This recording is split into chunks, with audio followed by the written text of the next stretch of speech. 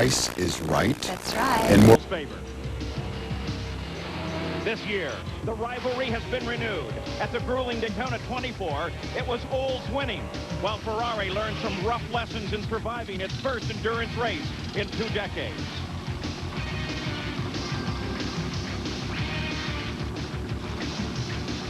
At Sebring, it was Ferrari's turn, as Oldsmobile looked strong again, until this accident took them out. That left Ferrari to capture the overall win.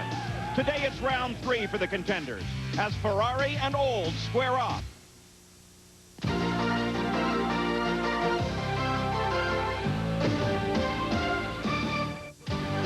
IMSA is at the legendary Road Atlanta for the Rain-X Motorola Grand Prix of Atlanta. Hello and welcome, I'm Paul Page, and it was at this track and this race just 1 year ago that magnificent Ferrari 333 SP made its debut. $650,000 car with a $200,000 engine. And it was here that Mauro Baldi put one of them on the pole, and Jay Cochran won the race with another one. Very first race for that new Ferrari. Well, now, 1 year later, it's still very much in the fight with Oldsmobile. And here today, Mauro Baldi has reduced his own track record by over 2 seconds. So without question, the Ferrari 333 is a car to watch. Now, the challenge here for all of them, David Hobbs, is this magnificent circuit 2.5 miles around. Magnificent 2.5 miles, and the most daunting by far that IMSA come to, and of course the fastest. That pole position, 128 miles an hour, just short of 130 miles an hour through the hills here of Georgia. Now, the only race here this afternoon is not just between Ferrari and Oldsmobile. We have 2 other divisions, GTS 1 and GTS 2, and there's a pretty big speed spread. The GTS 2 cars averaging about 110 miles an hour. These guys are fighting tooth and nail for their own points, so they're not going to just roll over and die when the leaders come through, and traffic is going to play a serious part in this afternoon's proceedings. There's no doubt about it. Overtaking will be absolutely critical. Now, in that makes battle, Olds, Ferrari, there is an interloper now. It's Ford. Last time, Marty Reed, that Ford won was at Laguna Seca in 1986. That's right, Paul. In fact, it was 1986 that was the last time that Ford sat in the front row. That was at Charlotte. At this event, it was 1984 with Klaus Ludwig. James Weaver, you missed it by 13/100ths of a second. And you and Mauro Baldi have a little bit of history together. Yeah, we've been very good friends. The first race together in '86. Rob Dyson's driven with Mauro at Le Mans and with Price Cobb as well. So I'm delighted to see Mauro on pole. I'm just disappointed he spoiled my afternoon. Yeah, you said it was a little antisocial. Yeah, but Mauro's like that. He also said, there's an awful lot of red up here. I sort of like blue and white. With the GTS 1 story, let's go to my partner in pit lane today. Here's Ralph Shaheen.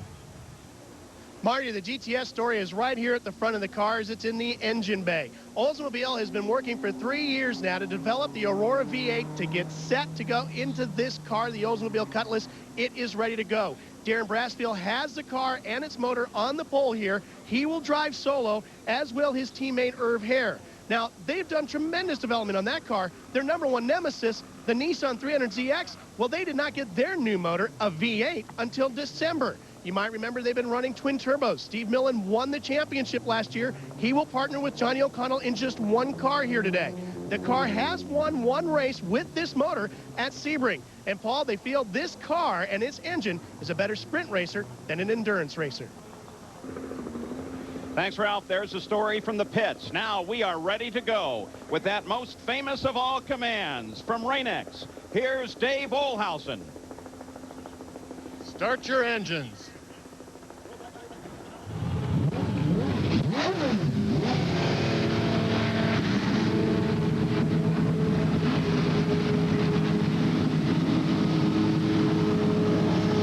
Up and down the line here on the pit straight at Road Atlanta with overcast skies overhead. The IMSA cars are ready to pull out in the IMSA Rain-X Motorola Grand Prix of Atlanta.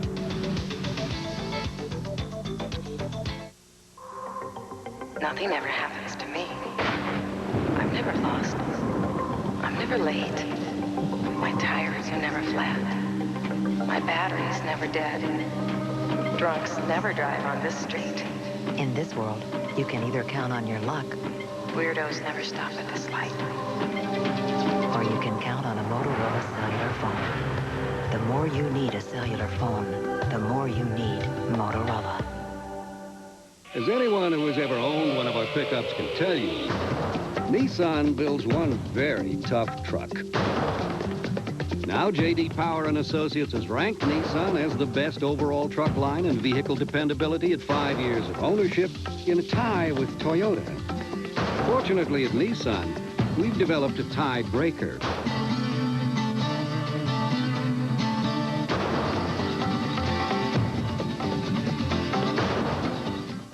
Basketball fans, you've felt the power of the NBA's big boys. Now Sports Illustrated gives the little guys their shot in this extraordinary new video, NBA Below the Rim. It's the lowdown on Spud, Muggsy, and other NBA mighty mites. People see me as 5'3". I just see myself as a person. Plus, you get the winning shot. Oh, what a shot! With this officially licensed NBA team hoop set. It is good! Call now and get this fabulous NBA hoop set and great video, both free with your paid subscription to SI. Choose any of the 29 NBA team balls to go with your rim and net. It's your call. Pick a ball, free from Sports Illustrated. When you order 54 issues for only $1.47 an issue, save over 50% off the cover price. Use your credit card. Call now to get this great video, plus this collector's NBA hoop set with the team ball of your choice, free. There's nothing like a good hoop, and there's nothing in the world like Sports Illustrated. Get into it. Today's ESPN Speed World presentation is brought to you by Exxon 93 Supreme Gasoline. For high performance, rely on the Tiger. And by Motorola Pagers, for the messages you can't afford to miss. The 45 cars are rolling. We are ready to go here at Road Atlanta, a track that is 40 feet wide and very challenging, David. Absolutely, 12 turns, 2.5 miles, but that's just the beginning of it. There's a lot of elevation change here and 2 or 3 very important areas. Turn 1 there in red, very, very fast corner. If you can maintain pace through there, you're going to get a good lap time. And then down to turn 6 and 7, the slowest corners here, although relatively speaking, they're still quite fast. We'll see a lot of overtaking there. Very important to come off that 7 to get a good long, or a good fast attack at that long straight. Good look at Road Atlanta. The weather here could be very iffy. A 50% chance of rain, and the clouds have moved in during the morning, so rain could be a factor before this day is over. Let's take a look at the starting grid here. On the pole and starting the car is Velez. He will drive with Mauro Baldi, 128 miles an hour. Starting alongside, you met him earlier, James Weaver with Butch Leitzinger in that Ford. Now we'll look down through the remainder of this grid for you. 45 cars, 28 seconds from the front of the grid all the way to the back, and that emphasizes once again the critical aspect of overtaking on this circuit. There's Hoerr and Brassfield, the fastest of the GTS1 cars. Irv Darrin, his teammate, of course, Steve Millen there, coming off the IROC the other day, Charles Morgan and his son Rob. Fastest of GTS2 is Eduardo de Bos in the 04 car. Fascinating story there. We'll be touching on that a bit later. So now they begin to work on the elevation here as we continue to look down through the field for you. And this will give you an idea of just how crowded things can become in the first laps, and then when overtaking of the slower cars in the field begins just a little bit later. It's a long afternoon ahead for these drivers, these machines, and their crews. There you see the sweep at the top of the sickening downhill lurch, and right at the bottom there I've had 3 major incidents in my career here at Road Atlanta, and this is going to be one of those places where the fast cars are really going to bunch up behind some of the slower ones. You've got a few thousand miles behind you here. What was the best year? The best year here, unfortunately for me, was a long time ago, 1977, when I had a win in the BMW 320 Turbo, which was a pretty exciting car, and I can't believe the amount of people here today who can remember it. Of course, most of them were children at the time. Now they're all old men. Let's take a look at some of the onboard cameras that we have for you today. Jeremy Dale at the wheel of the number 2 car. And then a little further back, that, of course, is Hoerr and Brassfield. He'll start in the 5 car. And back in the 74 car, Bill Adam. You got a glimpse of him. Here we go. Green flag is out just that quick as they come down the hill. Green to the front row, green to the field. Boy, look at the move of 16. Boy, the 16 car there got bolted, but he goes through that turn 1. I think he took the lead. He did. Very, very fast. You can see that corner goes to the top of the hill. Then we have the 2 and 3 conflict coming out of 3 now. Now, this is all downhill, much more downhill than it looks on the TV here. And very, very fast sweepers. James Weaver gets an incredible jump on the Ferrari as they climb the hill now. Well, the 50 Ferrari there, the yellow one came through from the 2nd row, the 3rd row, nearly spoiled it, and I think it took Velez's attention away just for a moment, which allowed young James Weaver to go rocketing through out of that turn 7 into turn 7. Velez in 2nd, Fabrizio Barbazza in that yellow Ferrari number 50 in 3rd. Velez now closing on the leader. No doubt a little bit angry with himself for allowing that to happen on the start. I think the Ferrari's probably got just a little bit on the top end, but there's no doubt this Riley Scott chassis that Weaver's driving has got tremendous downforce. Oh, we got the oil flag out now. We've got debris on the track or something around the corner here, or just... Well, there was an accident on that corner in a morning session of the Ferrari Challenge, and one of the cars that got in laid down quite a bit of oil, so they probably are putting that out precautionary so everybody knows it's there. There you see that car of Weaver's twitching away as he goes into turn 1. You see how much he pulls away from the Ferrari through there. A lot of downforce in that Ford engine car. The real question there, though, is going to be reliability. Car has tremendous torque, but as yet really hasn't gone that far. They've had some reliability problems, of course, the first 2 races they did, Daytona and Sebring. You couldn't get much worse in terms of endurance. There's Jeremy Dale in the number 2 car. The Oldsmobile engine Spice hanging on to that 3rd place yellow Ferrari, the number 50 car, driven by Barbazza at the moment, who a lot of people remember as a Rookie of the Year in IndyCar racing. Looking back to grab first place in GTS 1, and there's Millen with Brassfield and Hoerr lined up right behind him. So Millen in the Nissan, despite being a second slower than them in qualifying, has certainly snagged an initial lead in the Yokohama shod Nissan. They're hoping for rain this afternoon. On board now with Darren Brassfield following Steve Millen in the Nissan down that long back straight now. The road here starts to drop away real steep, as you can see. Darren thinking of going down the inside. Brassfield taking a look to the inside at a place I'm not so sure I'd take that look. No, I don't think it's either. Coming down the hill, that's almost a trademark of Road Atlanta. Back to the pit straight once again. Brassfield in pursuit of Millen. Irv Darrin, the 4 car, sits back and watch. Look at Brassfield move for the inside. He takes him and takes the lead in GTS 1. And Hoerr looks like to do the same thing on the outside going into turn 2. No, can't quite pull it off. The Aurora engine power there looking pretty good as they came down that front straight, but he did come off turn 12 pretty quickly. You mentioned that Brassfield and Hoerr thought they would be in good shape in the rain. Well, the Yokohama people on the Nissan are hoping it's going to rain, but I'm not sure that they do have much of an advantage over the Goodyear shod tyres. And of course, Darren likes the rain and Irv Darrin likes the rain, so personally, we can do without. Well, and add to that, should they go to the rain, Millen said he absolutely loves the rain here. Though I find that kind of hard to believe on any circuit. Well, Millen, of course, had a lot of experience in off-road racing and rallying, so he is used to all that car control and rain brings out in drivers slipping and sliding around. From Auckland, New Zealand, Steve Millen, the 75 car. Brassfield is the 5. Watch coming into the mix now and moving up. That's the Rob Dyson WSC car that has joined them. Started rather back in the field as we come back to the front. James Weaver's car twitching just a little bit there. Oh, into lap traffic. Now the fun starts. So James Weaver is the leader here at Road Atlanta in the early going, and already in just 2 laps is overtaking some slower traffic. So the IMSA Rain-X Motorola Grand Prix of Atlanta is underway.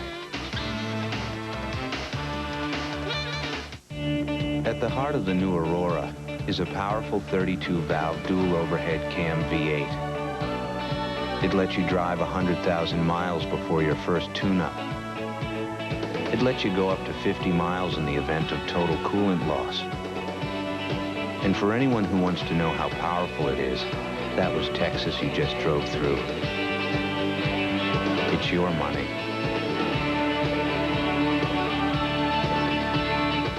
Junior Conway has just given this 1967 Ferrari a $75,000 paint job. Autofoam is the only product I would use to protect this paint job. Autofoam with Foam Laine from Blue Coral. Now available in a complete system of Auto Palm products, including surface sealant, car wash, upholstery and carpet care, wheel cleaner, and shine booster to protect your car inside and out. Plus Ultra Protectant with Fade Block for long-lasting protection and shine. Protect your car in every way.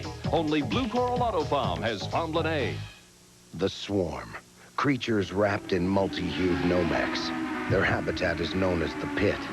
Intensely focused and intimidating, the swarm is the ultimate gang. They serve the king with majestic speed.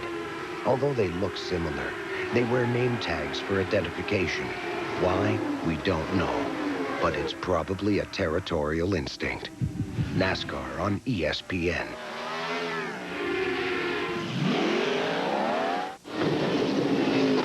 Back in Road Atlanta, 8 laps into the record book, James Weaver in the 16 Ford is still dominating this race, but really has his hands full as he comes up through traffic. James Weaver has been forced with this traffic to fall back just a bit. Gives us a chance to go back and look through the field, too.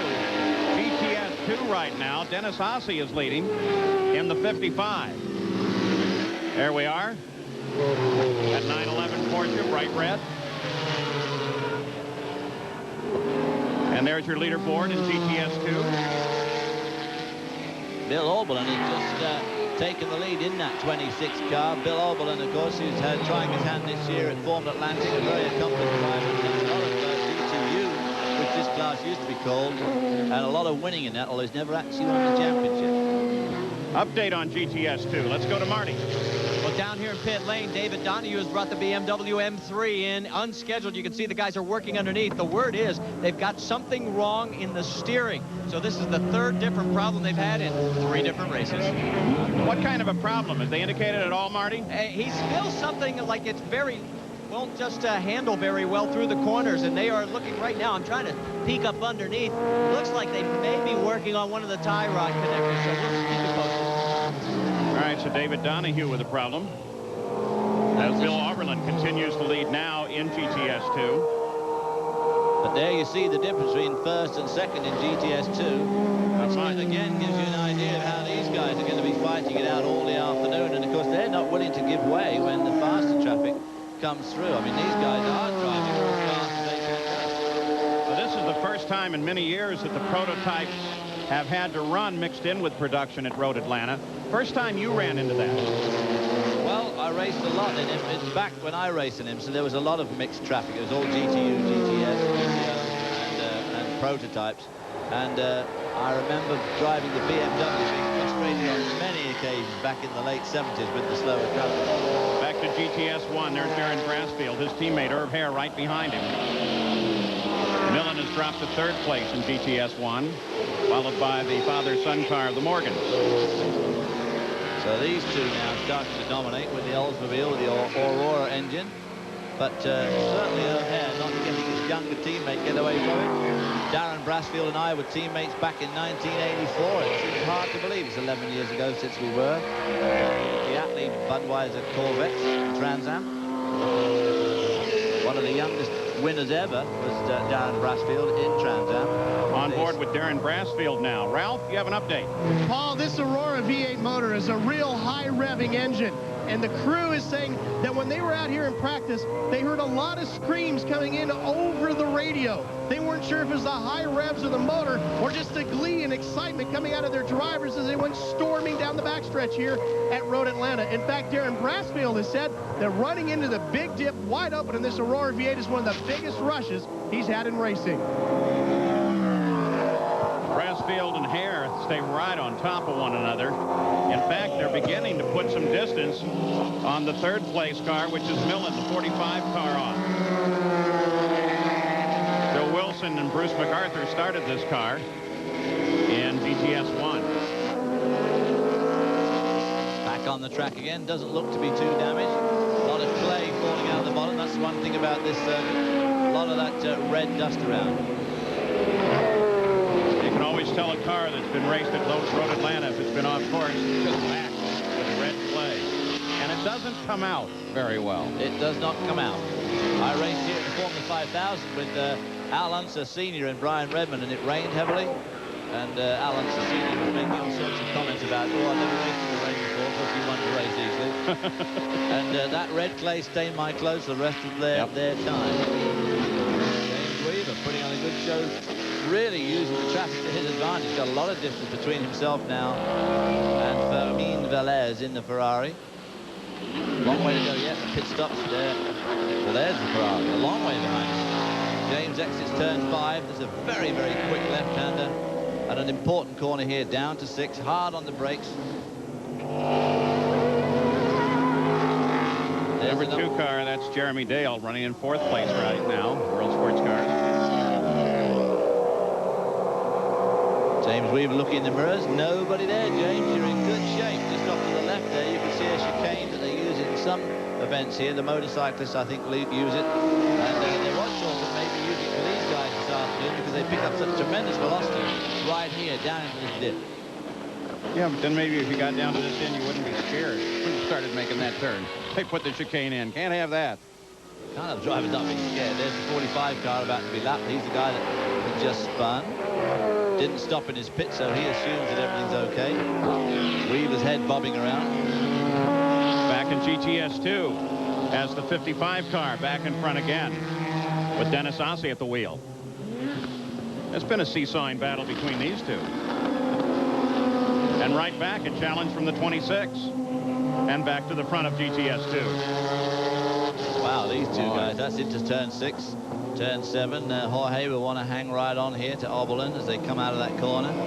Try and use his draft down this long, long straight. A little early for that kind of stuff, wouldn't you say? Well, I mean, they're going to have to keep it up all afternoon. If this traffic becomes a problem, these guys don't want to get too split up in traffic either. So if it's going to be this close throughout, you need to maintain contact.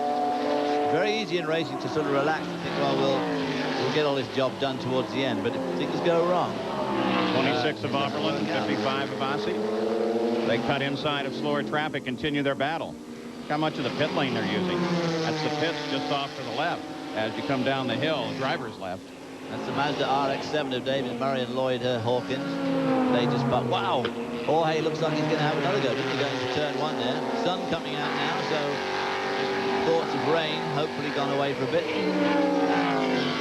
But when the sun comes out, you got to worry about the tires. Whoa, whoa! That's the Ferrari, I believe. It is. And that's Dale. Jeremy Dale is in the number 2 car. Literally cut it in half. Serious accident here. Main pit straight blocked. Yellow flags out all on the course. Everybody onto the grass. And the question now will be whether or not there shouldn't be a red flag, and I'm not so sure that that wouldn't be accurate. Checking drivers, make sure they're okay. Red flag comes out, so they are going to stop the run here. Thank goodness for that. We can see movement in that car. That's Fabrizio Barbazza. The car cut in half. Well, and the team that had their primary car wrecked. Now here is the car that they rebuilt, did a lot of rebuilding. Oh, we've got 2 Somebody cars. got into it over on the left edge there. There's 2 cars crashed on the left, which made Barbazza spin, and Jeremy Dale was moving away from the 2 cars that he could see on his left and just nailed it amidships. Good grief. I don't think I've ever seen a crash as violent as that. Frightening crash. Of course, we'll be very careful here, make sure we know exactly what's happened in terms of how drivers' conditions are. They do have a magnificent medical response team, actually a Porsche with 2 doctors on board. One of them, Jay Phelan, who is an expert at auto racing, and of course one of the drivers licensed to drive a high-speed car, one of the doctors. And they know exactly what to do here. So we have a red flag. The cars are stopped at Road Atlanta after what appears to be a devastating accident. Try to find out just how serious it has been. The 1995 Sundown in the Park concert series kicks off Thursday, May 4th with Bela Fleck and the Flecktones. Featuring special guest Flecktones, Sam Bush and Paul McCandless of Oregon. It's going to be a great night for a concert when Bela Fleck and the Flecktones perform at the Covered Tennessee Amphitheater on May 4th. Tickets on sale now, sponsored by Scripps Howard Cable.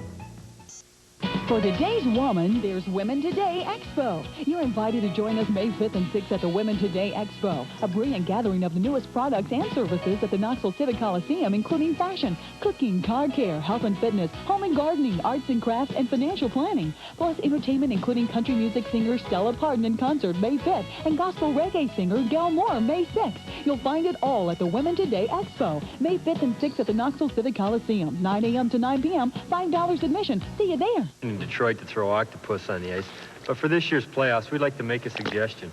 Maybe a nice piece of red snapper. I don't know. I prefer a nice piece of swordfish myself. I like pickerel. Pickerel? Where did pickerel come from? I don't know. The lake. I don't know. Back at Road Atlanta, the race is stopped, though the clock continues to count under a red flag as a result of a devastating accident occurring on the pit straight here involving two of the key players in the WSC. Now that's Barbazza in the yellow 50 Ferrari spinning, and Jeremy Dale just flat center punches the car. But apparently the setup of this was Ray Hendrick's car over to the left and out of view, spun, then Barbazza spun to avoid that while Dale was moving to avoid debris. That's the most devastating onboard camera I think I have ever seen. And you can see Dale's head hit the dashboard then, and you just think how tight those seat belts are and how stiff. It just shows the severity of that horrendous impact. Poor Jeremy Dale was caught between the devil and the deep blue sea there. He could really, first of all, saw the accident happening on his left, where the two GTS2 cars were plowing up the banking on the left. He swerved to avoid those tires rolling out in front of him. And of course, unfortunately, Barbazza's car was spinning, and instead of spinning to the right like it might have done, it suddenly reversed direction, and Jeremy nailed it right amidships. You can see the accident scenes, two of them. That would be Dale's accident on the left, and over on the right, Barbazza's. And as soon as the situation was over, Ralph was able to talk to Ray Hendricks. You were involved in that. Are you okay? Yeah, I think so. Can you explain to us what you saw as you came up through the corner? No, somebody hit me in the back, I think. Did you see anything with the Ferraris involved at all? No. Ray Hendricks, a bit shaken up, gentlemen. Appears to be okay, and let's hope so, as the extrication on both Dale and Barbazza continues. Now let's go back and take a look at that onboard camera. Jeremy.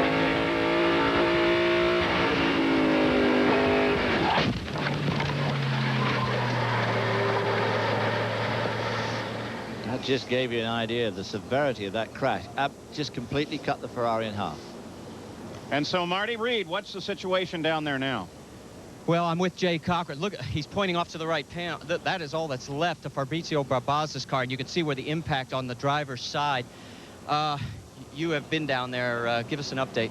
Well, unfortunately, to report that both Fabrizio and Jeremy are hurt really badly. I mean, Fabrizio's probably got a broken arm, broken leg. He was out.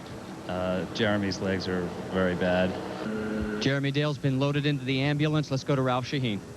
Marty, Fabrizio Barbazza has been removed from his car as well. He was conscious. They did load him into the ambulance, and he has left the facility to go to the nearest hospital.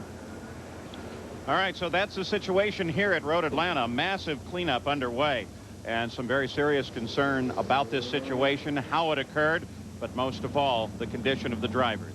We'll be back.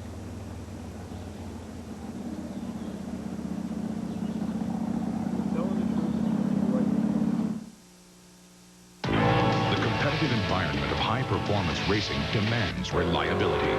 That's why the International Motorsports Association asked Exxon to formulate their official racing fuel. They knew that Exxon would create a high-performance fuel that exceeds the demands of grueling race conditions. And that same reliable performance can be found every time you fill up with Exxon 93 Supreme. Exxon, rely on the Tiger. As anyone who has ever owned one of our pickups can tell you, Nissan builds one very tough truck. Now, J.D. Power and Associates has ranked Nissan as the best overall truck line in vehicle dependability at 5 years of ownership in a tie with Toyota. Fortunately, at Nissan, we've developed a tiebreaker.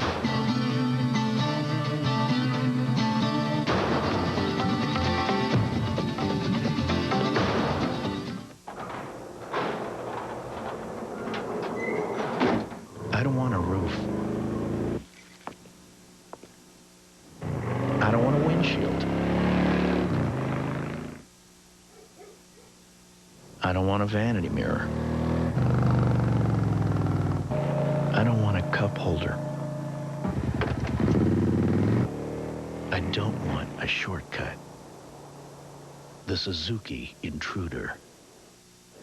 We're back at Road Atlanta, still under the red flag here as a result of this accident on the pit straight that has caused some serious concern on everybody's part. Here it is, David. Well, there you see the two GTS2 cars that spun and collected each other. Fabrizio Barbazza spun to avoid them. Jeremy Dale was completely unsighted. He could really see the accident unfolding on his left, and I think he missed Barbazza altogether from his vision, and of course swerved to miss the tires rolling across the road and got Barbazza absolutely amidships, causing extensive damage to both cars and to both drivers. Jeremy Dale was evacuated by medical helicopter. Yellow flag flew almost immediately on the accident on the outside of the circuit. The rapid response vehicle was dispatched from the pit exit, which was just beyond the accident. But remember, in Indianapolis in 1973, that's where the emergency rapid response vehicle would have come from. Would have had to gone all the way around the course because he cannot make a right turn, remembering that tragic fatality at Indianapolis in 73 when a fire truck went the wrong way down the pit. So that's always been the concern. The conditions right now, as we continue under the red flag, Jeremy Dale has a concussion. He is said to be conscious, though, stable, and fractures to both legs. Fabrizio Barbazza was transported by ground ambulance, said to be alert, possible fractures to arm and legs. Thanks, Chuck. We'll have more detail on that in a bit. Let's go to Marty. Normally, IMSA does not allow any work to be done on the cars during a red flag period. If you were with us at Sebring, you remember during the rain cloud or the rainstorm, no one touched the cars. Well, here, because every car ran through that debris, they allowed everybody the option of changing tires. Could not refuel, could not do any work on the motors or any other part of the car, but everybody has the option, and most teams took advantage of it, to put fresh rubber. Thank you, Marty. The race time, the clock continues to count throughout this red flag situation. And the rules of IMSA are that they will line up in their original positions at the time of the accident. That is the way it was scored at the time. So they will line those cars back up in that particular order. We'll be back for the restart in just a moment. She's been called a rare discovery. She's consulted for America's largest auto companies, but she's not what you'd expect. She's the grandmother who also happens to be an award-winning automotive expert. She's Lucille, and only HGTV has her. She makes car care easy, simple maintenance tips, and no-nonsense explanations. Now, the big question here is, what do you do? Watch Lucille live in Knoxville, taking your calls Thursday at 8 on TNI's Prime Talk, Scripps Howard Cable Channel 21. See this little tag? It's different. The reason for it is, out of 15,000 lawyers in the state of Tennessee, less than 100 of us have been certified as civil trial specialists. The reason that's important to you is because your case will have special facts that need special treatment. Make sure when you get ready to hire an attorney that he is a civil trial specialist. If you want to discuss your case with us, give us a call. As always, the phone call's free, the advice is free, so what do you got to lose? This NHL season, it's all crunch time. So when they ice it, hook it, save it, stick it, stop it, play it, and score it, you'll need to know. NHL Tonight on ESPN2. News, features, and highlights. Sports Center for the hockey addict. Tuesday through Saturday at 11:30 p.m. As the clock winds down, the season heats up on ESPN2. Back at Road Atlanta, where they have now restarted the engines and are moving on a yellow flag lap in preparatory to a green flag restart of this race. Here's the overall top 5 after the accident. And we are still waiting some word, and as soon as we have any more official word than that we have already given you, we will update you. In the individual classes in WSC, it's the Weaver-Leitzinger car, number 16, followed by Velez, Baldy, and the 30 car, Taylor Moretti. GTS 1, Brassfield, followed by his teammate, Irv Haerr, and the 75 car of Millen. In GTS2, the 26 car of Slater, followed by the 55 car of Trios and Ossie, and the 04 car of Eduardo Dibos in third place. Now let's go to Ralph. Paul, Steve Millen is still sitting in pit lane because of where he was on the racetrack at the time of the incident. He is a lap down to the Oldsmobiles. So he has decided to stay here in pit lane, take fuel as soon as the race goes back to green, and then run it to the finish. Ooh, there's an interesting pit strategy. Absolutely, yes. It sounded like he got caught badly out there, but by the accident, the pace car lights off as they come to the top of the hill under the bridge. James Weaver putting down his visor, hoping he can repeat what he did earlier on this afternoon, but let's hope we don't have any other repetitions. Stephen, as they come back to green flag and we release them through the green, here we go. What is the psyche of a driver after a situation like that, and what did he just do? Well, I'm not sure. I think he was just dissuading Velez from getting inside him, which seems a bit of a strange thing to do. I don't know what he was doing. James Weaver now, a big drop off here, but again, that Ford engine, there we see Millen going out of the pits. Fully loaded of fuel. We were actually down about an hour and 33 minutes, and the race clock ran the whole time. So that changed the tactical complexion of this race entirely. The Riley Scott car there coming off turn 7, launching itself down this long back straightaway.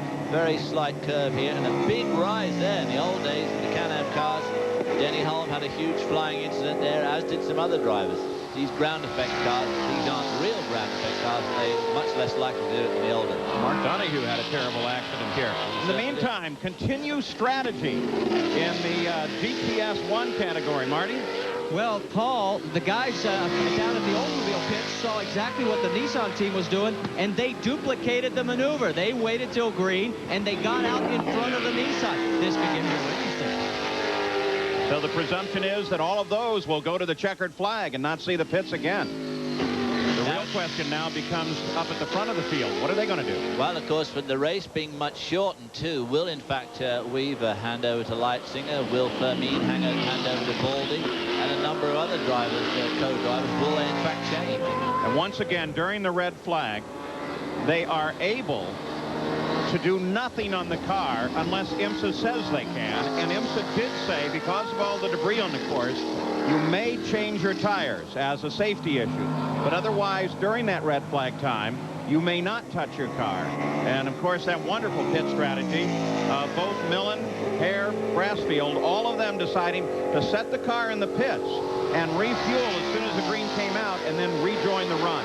That's going to make it interesting. Now, Velez starting to make some ground up on James Weaver in the 16 car. James got off to a tremendous start, pulled out quite a bit on that first lap, but Fermin Velez in the Ferrari, gradually winding him in. Velez has closed about a half a second just in the last lap. And as yet, no traffic. There'll be into-lap traffic in probably another couple of laps. I couldn't see any on that last long shot of the straight. I didn't see any in front of him, but look at the way Velez is catching up to Dyson now. Ooh, Dyson's car smoking? Yes, very definitely. Right rear, right side of the engine. We'll keep an eye on it. Already closing on traffic. There is the first of the traffic. And, of course, reliability has been the question on that car. Also the question now, Velez actually increasing speed to catch him, or is Weaver fighting a problem? Keep an eye on the back of that car. Obviously very hard for us to tell that. One thing about the reliability problem, James Weaver was saying that when the car first appeared at Daytona earlier on in the year, it was a couple of £100 overweight. Yes, it's definitely smoking. They say they've taken some of that weight out, which they're hoping will make the cars a bit more reliable, not dragging so much weight around. But now, definite signs of smoke, wasn't there? Watch David, too, as they go into the corner. Some of the backfire really only on the left side of the motor. Car off just ahead.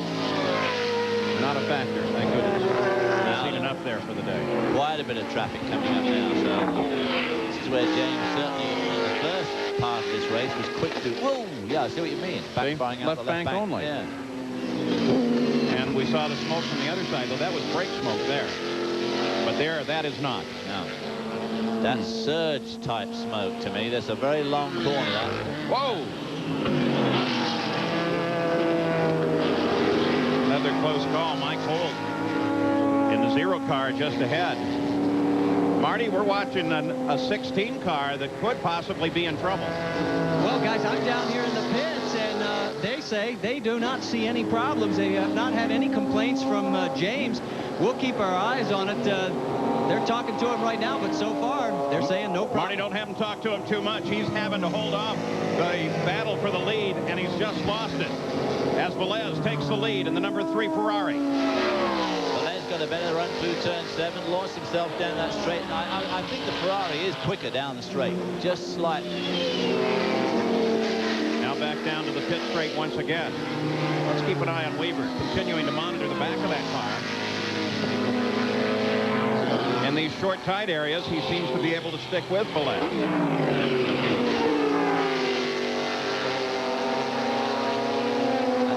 Not losing out much through that turn 1, 2, and 3 complex, which is where the Riley Scott car is so good on downforce, but it is smoking. It's the 24 car they're putting a lap on.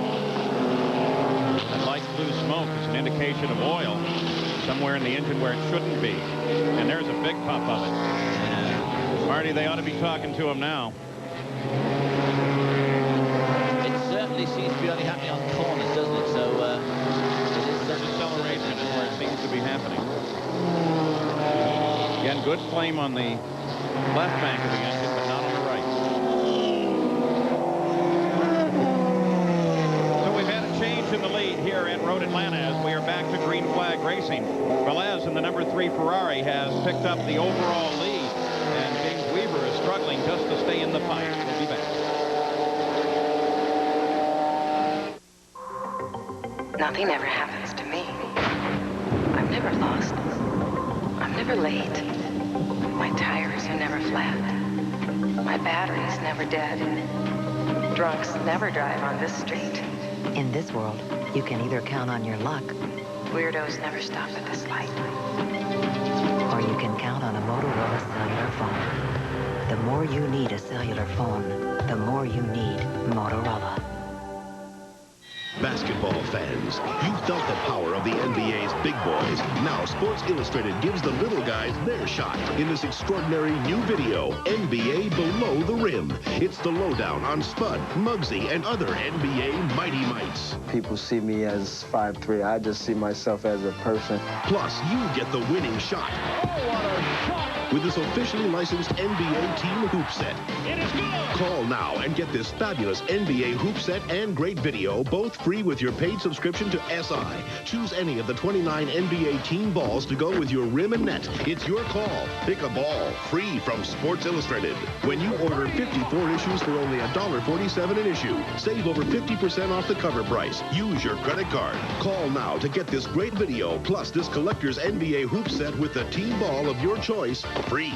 There's nothing like a good hoop, and there's nothing in the world like Sports Illustrated. Get into it. Back at Road Atlanta as the battle continues, and James Weaver has just come around Velez and put the number 3 Ferrari down into second place. But we're seeing this continued show of smoke at the back of the car.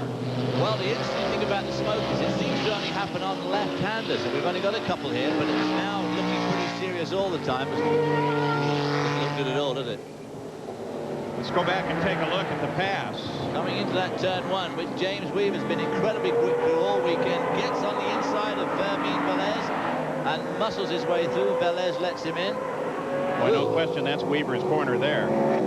Traffic now the issue, and look how Weaver has managed to pull out an advantage on Velez. There is the 12 car, the BMW of David Donaldson. Yeah, in fact, Velez getting back to track in the traffic, which is very easy to do when there's so much of it. There is the 75 car of Millen in front of him.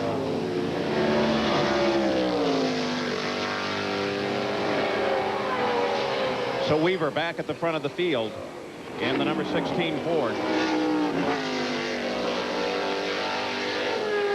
And still pouring that oily blue smoke at the back end. At some point here in which I'm sure the corner workers and the officials are going to have to think about that. That's where it's worse on that long left turn. But you're right. And of course, with an hour of racing to go, you can't just keep putting more oil in. The officials don't let you do that. Velez has decided to just cool it, because he probably looking at that smoke thinks, well, it doesn't be around long anyway. No sense getting up on top of that one. No, apart from the fact that it'd be getting all over Velez. Go back to GTS1, Brassfield, Irv Darrin, the teammates. They're, of course, just ahead of the overall leader as we look at the top 5. To give you an idea of the different speeds here, I mean, these GTS1 cars do not hang around. We've been racing for, what, 6 or 7 minutes, and here we are with the leader coming up to lap them. Wow, Herb Darrin trying to go around his teammate there, and of course, I don't know if he knew. Pretty tight section to be trying that in. Irv stuck his nose out, and then Weaver came right down on top of him. So the overall leader, Weaver, cutting his way up through the field, just coming past that GTS1 fight. And I haven't gotten a glimpse of Millen anywhere in this. No, they're running 7th and 8th. These guys, they're well up there, but a lap on them already. Now Velez in the number 3 Ferrari, closing on the battle between Brassfield and Hoerr. There he is.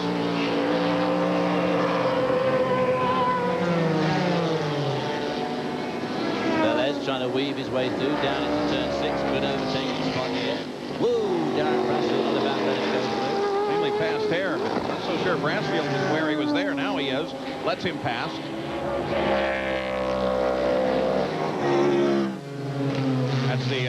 That's the 20 car, by the way, Rob Dyson. Who is, in fact, of course, James Weaver's owner. That's a sister car to the Weaver car, being driven by Dyson, Coach himself, and Dan Clark. Although I don't expect him to drive the car. 55 car. 55 car is the GTS2 leader, Dennis Assey. And the 26 car is still very much there in the fight. This is a tremendous battle. These two are coming up now. They're lapping other GTS2 cars. So very, very much more evenly matched. And of course, very difficult to lap guys sometimes like that, because they've got as much speed as you down the straight. And very difficult to lap evenly matched cars. These two just picked their battle up right where they left it off. They've been at each other the entire run.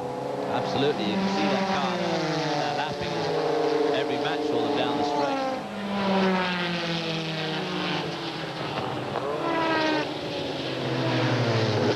Porsche 911, a very good car.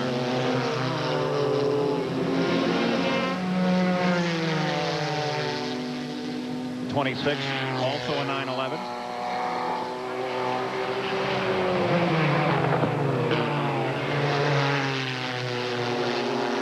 Still can't resolve it.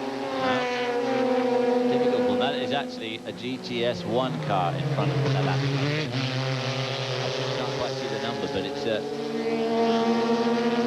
got the much bigger wing. So this will battle the GTS2 as we come back to the front. And Velez is beginning to close once again on James Weaver, who still is showing oily smoke at the back, but it's not affecting his performance. Well, not yet. Not yet. The trouble with smoke is, you know it's coming from somewhere, and sooner or later it's going to run out. It's always a bit inconvenient for combustion engine. Well, there's also an issue of where it might run out and how it might affect the engine. If it's just a spray, of course, it is just making smoke, and it won't be putting much oil on the track. Here comes the 20 car into the pits, Marty.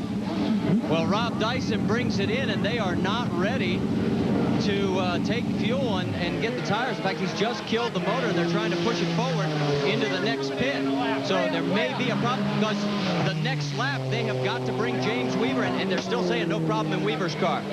Frustrated with the gear selector there. And they're going to the back of the car, so it's more than routine. And maybe it's in the gearbox. Rob Dyson brought her in. You saw him, he got pretty well dusted a little bit earlier when the leader's case had. Maybe he's been struggling with a bad gearbox.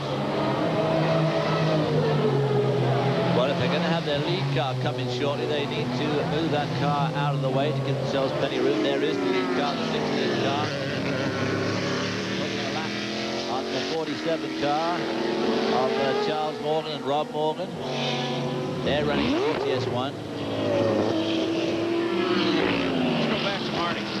Well, Ralph Dyson is climbing out of the cockpit. They are looking at the shift lever linkage. It looks like they cannot shift the car right now. So your idea on the transmission was on target. Of course, teamed up with Craig T. Nelson of Coach fame, ABC's Coach. Doesn't look like Craig's going to get a shot at this car.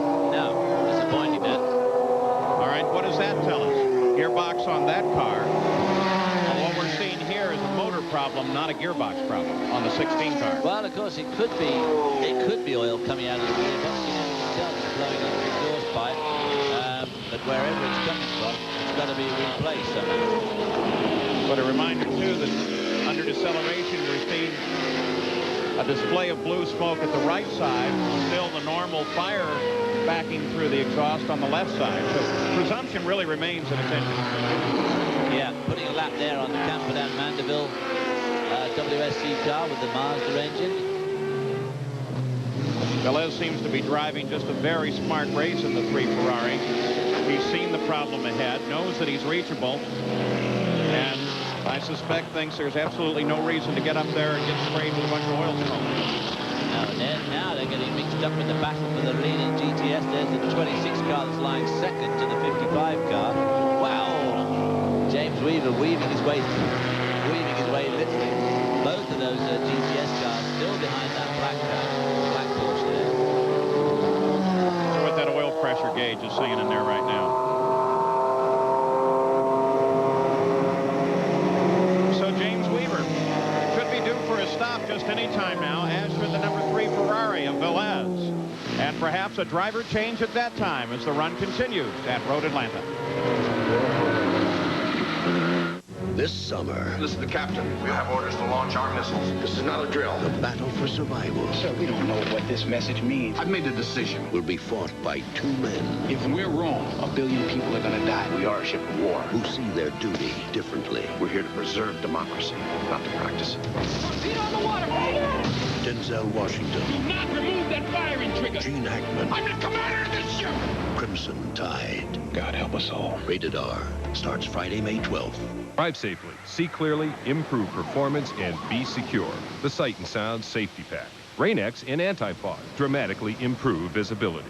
They can make the difference between seeing and not seeing what's ahead. The new Rain-X Oil Energizer will maximize performance, save gas, reduce engine wear, and lower emissions. And because a stranded motorist is highly vulnerable, the Safety Pack also offers a free cellular phone, equipped with the Weather Channel hotline for the latest weather information. The Sight and Sound Safety Pack. If you don't want your fish swimming in these waters, try the world's greatest tuna sub at Subway. Chunk-like tuna, fresh baked bread, and all your favorite fixins. So remember, it's their way or Subway, the place where fresh is the taste. Some people love the seafood, or all the fresh fixins. But what gets most people is the crab. The Subway Seafood and Crab Sub. Subway, the place where fresh is the taste. Back at Road Atlanta, as we give you the top 5 overall, 52 minutes, 38 seconds remaining in the run here. And we anticipate a stop by the leader of the race just any time now. In fact, the leaders of the race, as James Weaver says thank you to yet another slower competitor as he comes past. The real question, and I'm sure what the crew's going to do, is fall all over the back end of that car and try to find out exactly what's causing that blue show of oil smoke on the back right-hand corner. Absolutely, they're going to have to investigate that and definitely try and stop it. Whatever it is, it could be a simple fix, of course it could not be. But the trouble with as this is supposed to be a sprint race, even though it's a 3-hour schedule, boy, you just don't have much time to do much repairing in a race at this length. Well, and with the red flag, over an hour of that time gone, so it is very definitely a sprint race. The 3 Ferrari in trouble, 27 Ferrari in trouble. Quick spin. Didier Taze driving the 27 Ferrari. Gets her back going again. Didier not going as fast as I thought he might do this weekend. I thought Didier would be pretty good in that Ferrari. He's a good driver. He's done a lot of winning, and it's his first time in it, so maybe the car's not quite up to his expectations yet. Didier, quick spin down turn 7. If you're going to spin here at Road Atlanta, that's a good place to spin. Take a look at the top 10 overall. David, in IMSA, you could add oil during that stop. So if it's something as simple as a plug somewhere or some leak that you can deal with, as long as the oil hasn't gotten away from the main bearings in the journal, maybe he's okay. Oh, he'll be fine. Then you run into the problems if you don't find the plug and you don't lock it up, then the officials won't let you put more in to just pour more out onto the track. Obviously, they're hoping it will be a simple fix. Adam is in. Fuel, everything looks routine and calm here. Imagine what it's like being the driver watching that fuel pour in, waiting and waiting. It always seems as if it's taking forever and ever and ever. The 3 Ferrari is in. Second place car. Now then, are they going to make a driver change?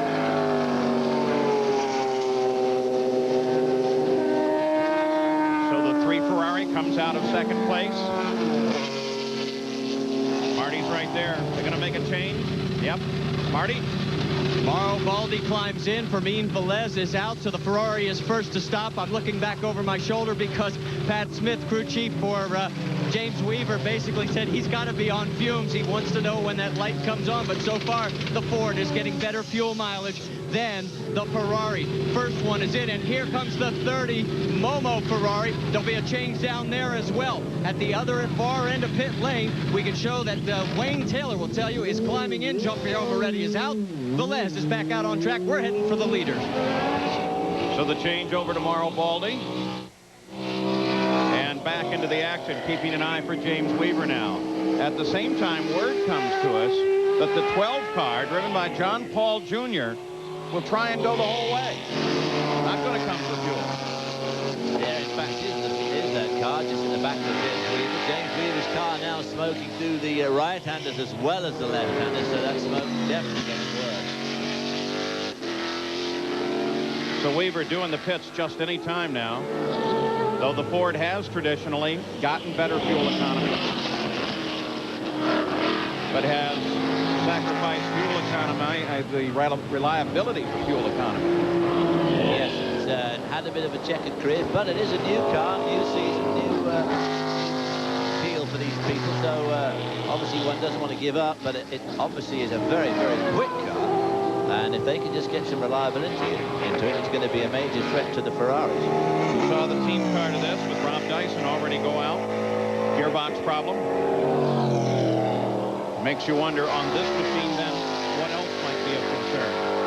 But James Weaver has been giving it a great ride. Lead taken away from him by Velez, or I'm not even sure he got scored at the line. It was a lap or less. Good grief, he's not coming in again. They were saying he was on fumes last lap. Another 2.52 miles. Let's go to Marty once again. We're down here with Fermin Velez again. Could you see all the smoke that they're talking about in James Weaver's car? Yeah, it's smoking pretty bad. I don't know if it's the engine or it's one tire. The rear tire is touching with the bodywork. I don't know. It probably looks more like bodywork touching on the tire, but I don't know. Well, can you guys catch him? You had to stop. He's still out there running. Well, I had to stop for fuel, so that's what... Yeah, but he's getting better fuel mileage.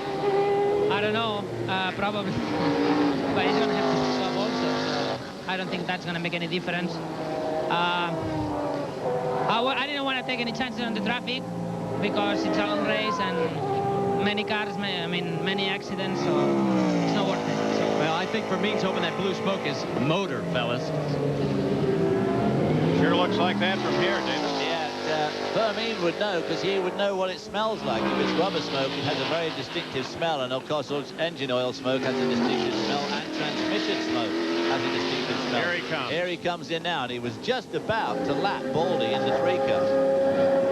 So now Weaver makes his stop in the 16 car. First stop of the day, probably the only one. Ralph? Paul, the crew is still dumbfounded about this smoke that we've been reporting. They will not make a driver change on this stop. That will not take place until the next stop.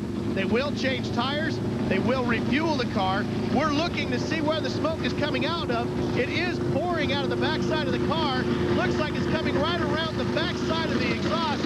Crew members are looking. I don't see anything dripping down onto the surface. We'll check as well when he leaves to see if there are any fluids down there. But right now, Paul, we see nothing but smoke. And plenty of oil going back into that car. least 2 quarts. And they send him back. So, that's interesting. I didn't see a lot of work at the right rear that would indicate that they found something or could repair something. Well, according to Ralph, there was oil running around the exhaust pipe there, but it wasn't actually dripping onto the road.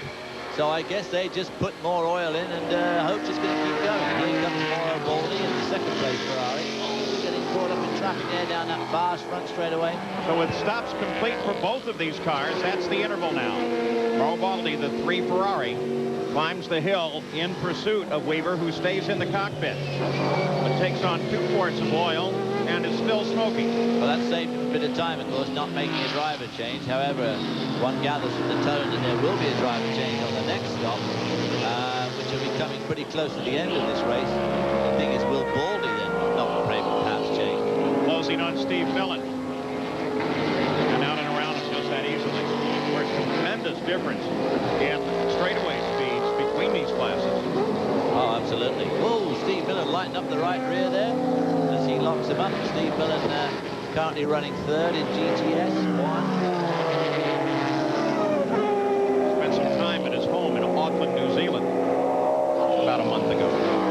Boy, are they hot on the American Cup, which of course you see here on ESPN. Back at the front of the field, Weaver.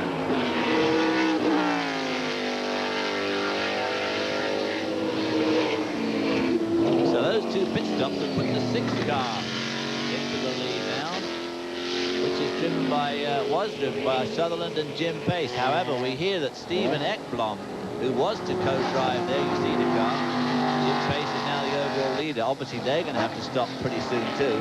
We hear that Ekblom, who was going to drive with Jeremy Dale, is going to take over as his co-driver.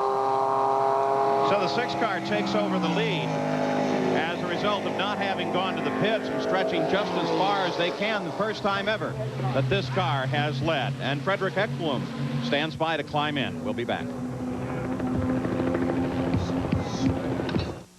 During development, the new Aurora's V8 engine raced the equivalent distance of 31 Indy 500s back-to-back. It also broke 47 speed endurance records, 2 of which had been set by Mercedes. And along the way, it hit a top speed of 3,500 miles per hour. My mistake. That was the Air Force's Aurora.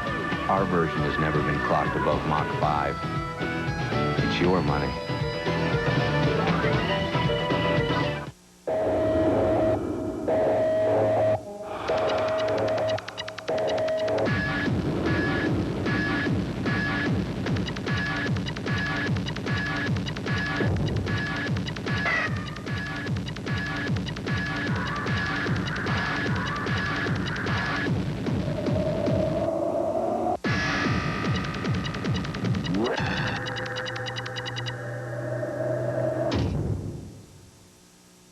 Hey, you get a tough case of athlete's foot. The itching, the cracking, the burning.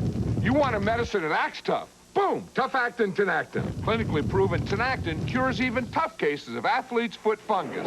Get Tough-Actin Tinactin. We know it's a tradition in Detroit to throw octopus on the ice, but for this year's playoffs, we'd like to make a suggestion. Maybe a nice piece of red snapper.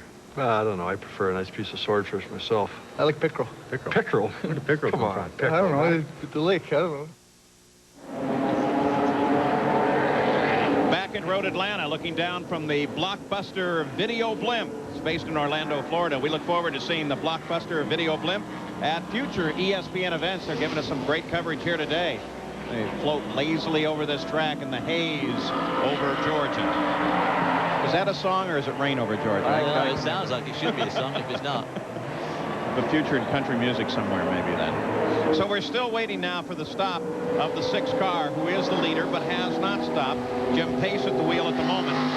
You got a glimpse of Ekblom ready to move into the cockpit. Now, of course, this is not the car to which he is normally assigned. He would have been anticipated as the replacement for Jeremy Dale when they brought that car in. But of course, Dale in that devastating accident on the pit straight here, along with Fabrizio Barbaza. So as a result, he has moved down and is ready to relieve Pace should he request that relief. Ekblom, the very quick driver, does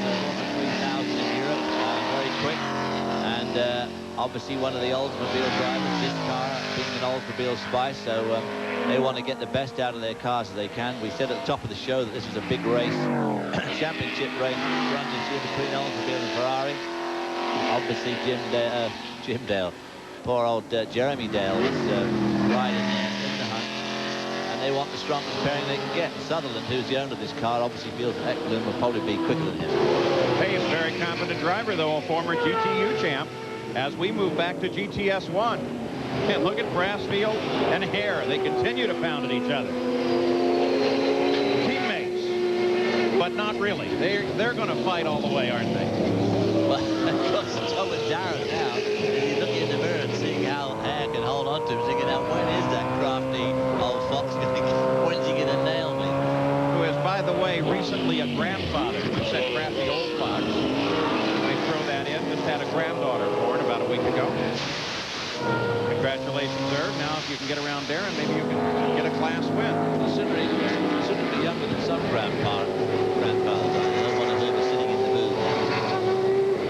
A lot of traffic down at 6 and 7 there. Boy, oh boy, this is the opportunity. The Ferrari in there, the second place Ferrari. There's the 8 car, WSC car, that's Camperdown and Mandeville. 2 leaders in GTS 1 together, and some other lap traffic. You saw no real change in the GTS 2 lineup. As they close down now with the 3 Ferrari, serving as a blocker through some of the slower traffic. Ooh, nasty. That's a very, very steep dip there. The camera doesn't do it justice. It's as steep as this. Down and up.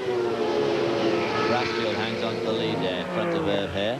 Heard it said here that run out from under the bridge, both going up to it and then down the hill, is almost too fast for any car that drives it. It's always a thrill. It's pretty awesome, I tell you. On board now, the Olds.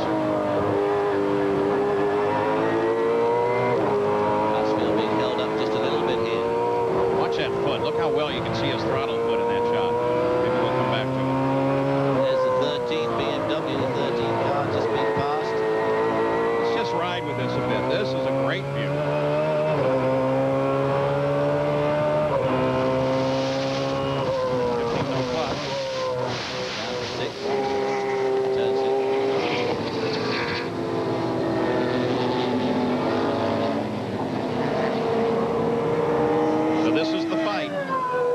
GTS 1. Still Brassfield and Irv Hoerr. Both 2 drivers with tremendous experience, especially in this style of car, the road racing sedan. The 8 car there, the WSC car, is running in 10th spot, and these GTS 1 cars are about to lap him. Ford car, which is leading the GTS 2 class. It's got around that tremendous race that DeVos and Dennis Arce were having. And the 04 car has now taken the lead in the GTS 2 class. And you see Pace just ahead of him. There's the top 5 in GTS 2. Eduardo DeVos, this is his first race in 7 months. Last year he had some physicals and he was having some heart problems, and his doctors advised him not to race.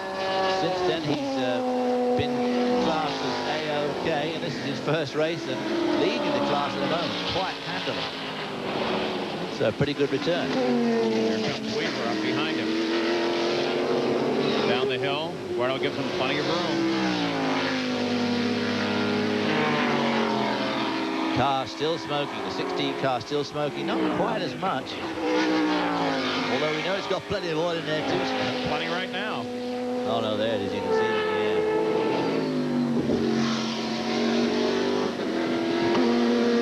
So the run continues here at Road Atlanta. Once again, we've really had only one substantial change in the top of the overall order. Velez got around Weaver for a bit, then Weaver started showing smoke. There's Weaver again as he had to come into the pits. The leaders have all made their stops.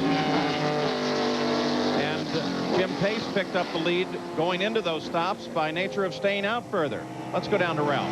I've caught up with Rob Dyson. Rob, you had gear linkage problems again, just like you had earlier this season. Is this a fixable problem with this car? Well, it is. It's a cure that we got on the other car, and we had it on this one. But apparently, one of the pieces was missing. It was a little washer. It's the old 15-cent piece that caused the gear linkage to shift out. Then I couldn't shift. Fortunately, I was stuck in gear, so I could motor around. Greg is in the car. The car's running fine now, but that's the latest. So they got it repaired. Here is Pace, leader of the race. And Marty's there.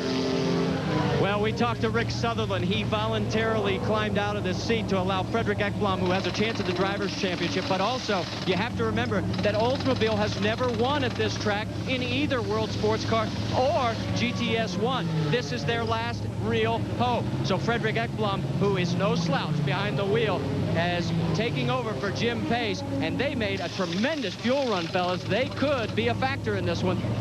As you were standing there watching, was Ekblom showing any apprehension at climbing into a car that he's not practiced in? I'll tell you, that's why they're great drivers, and you and I are doing what we're doing, Paul. I mean, he is focused. He had that eye just like he always had it, every time I've seen him. Driver change went smoothly. Car is full of fuel. Oh, a left front problem. Down and off he goes. Boy, now a learning experience. Ekblom really has to go to school. A car he's never been in. I've done this on a couple of occasions. It's surprising how the old learning curve is when you're certainly racing for the lead in a race of this magnitude. Weaver takes over the lead on that stop by Pace turning over to Ekblom. Yeah, I bet that's not fun at all. What are you looking for, David, when you do something? Well, you trying the brakes first? Well, of course, you don't even know where to look in the cockpit, do you? First, the most critical thing, of course, is how it's going to fit. You know, if he's tall or short, and he's really got a problem with fitting into the cockpit. And then, obviously, you need to feel how everything feels to your car. The steering is going to be different. The brakes, as you say, will have a very different feel to them. The balance, the bias, the brakes, you've no idea what it is. And, of course, you've no idea of the balance of the car in terms of oversteer, understeer, and how it turns into and comes out of fast corners, which obviously you've got to be a little bit careful how you find out. 16 Ford reassumes the lead with James Weaver at the wheel. Still an occasional display of blue smoke at the back, but not nearly as much as before that stop. We'll be back with more from Road Atlanta. The games of the 26th Olympiad, the most prestigious sporting event in the world. Next summer, they'll be right down the road from East Tennessee. Atlanta's getting ready. The athletes are getting ready. What about you?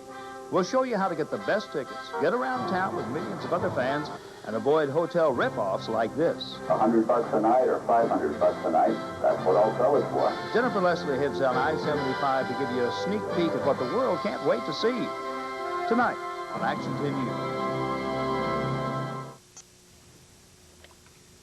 You called me out here with my favorite fishing partner, my daughter Emily. You know, children enjoy a special position in Tennessee law. They have until their 19th birthday in which to bring a cause of action for injuries. But you as their parent don't enjoy that privilege. You have 1 year from the date of the accident for the expenses. If your child's been injured and you want to discuss the case with us, give us a call. As always, that phone call's free. The advice is free. Look out, Emmy. You got a bite, honey. Can Dennis Conner keep the America's Cup? He beat the fastest American boat. Now he's at its helm. The competition's extremely tough this year, so we'll have to use good old Yankee ingenuity to pull it out. Can New Zealand outmaneuver the Americans and take the cup home? We plan to win the cup by sailing a faster boat better. Who will steal the win and rule the sea? The America's Cup begins Saturday at 4 on ESPN. Back at Road Atlanta, as now we focus on the battle in GTS 1. Keeping an eye there on Irv Hair.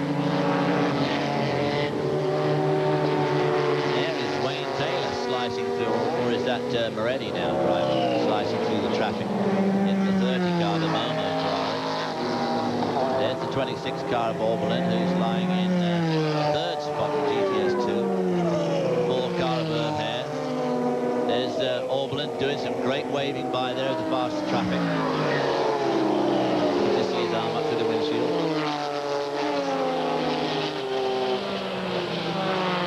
Looking ahead there should be the 5 car of Brassfield. We'll keep an eye on it.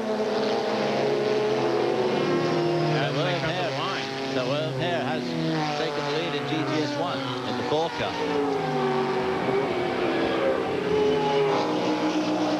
As Hoerr and Brassfield brings her in. This should be routine service. So they knew what they were doing when they let Hoerr get up there, working as a team here. And Brassfield now heads in. Now that is frustrating. These speed limits in the pits, obviously you have to have them. Marty? Well, they are going to make the routine stop, and I'm a little surprised. I thought they would have been able to go a little bit further, although they are going to have to stop sooner or later. They could not go the distance. Maybe this is the team strategy. Bring one of them in early and get them on fresh rubber, and then go out and try and force the pace. So Irv Darrin takes the lead in GTS1 while Brassfield comes in. And the 47 car of Charles Morgan sits in 3rd. Final check, he should be ready to go. Nope. Well, they obviously got some sort of a problem. Not normally you have a discussion through the windows at this stage of a race.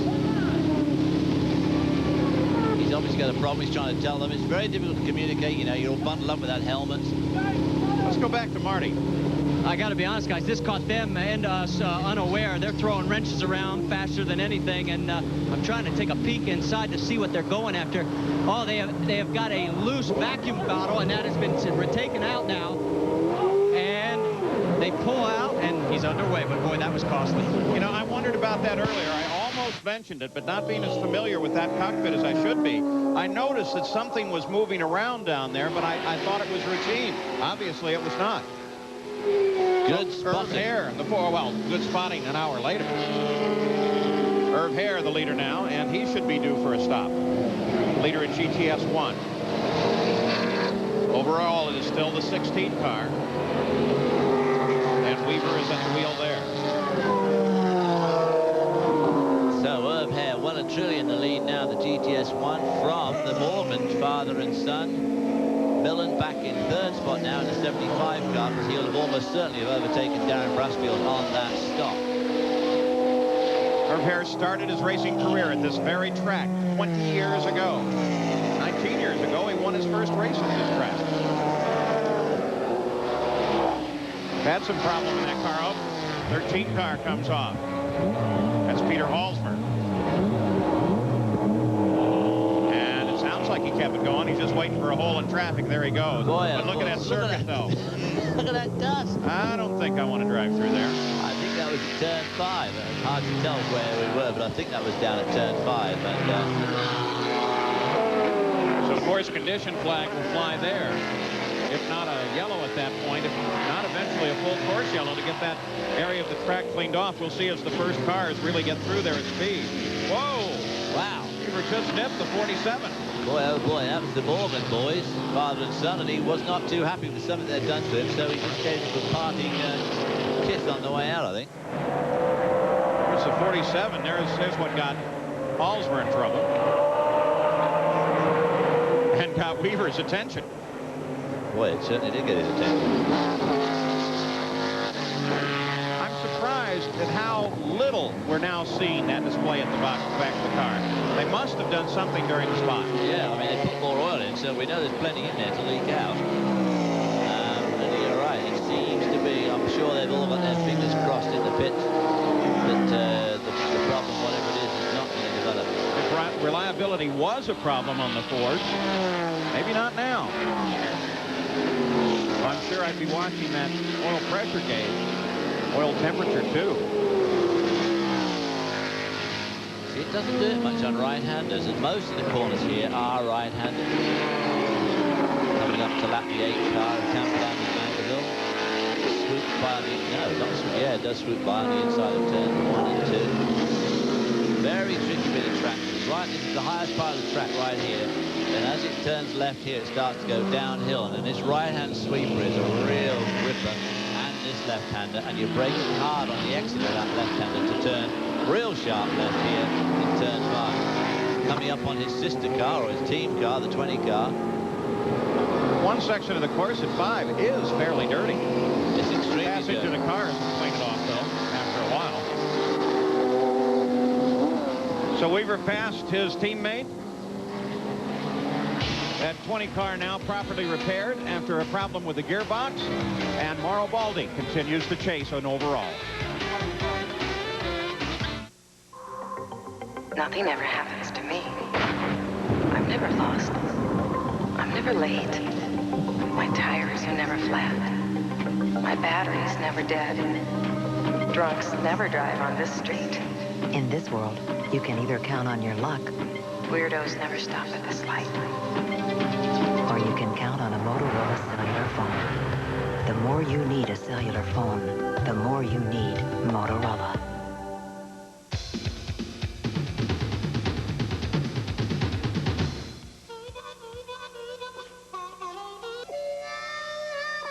When you're done exploring the high points of these 95 Suzukis, make sure you check out the low points. 9.9% financing, 0 down on some of our best bikes. And another high point, you could win a Suzuki 4-door Sidekick or other prizes during our Customer Appreciation Day sweepstakes for a limited time. See your Suzuki motorcycle dealer now.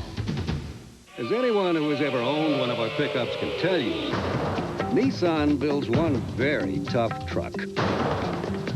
Now, J.D. Power and Associates has ranked Nissan as the best overall truck line and vehicle dependability at 5 years of ownership in a tie with Toyota. Fortunately, at Nissan, we've developed a tiebreaker.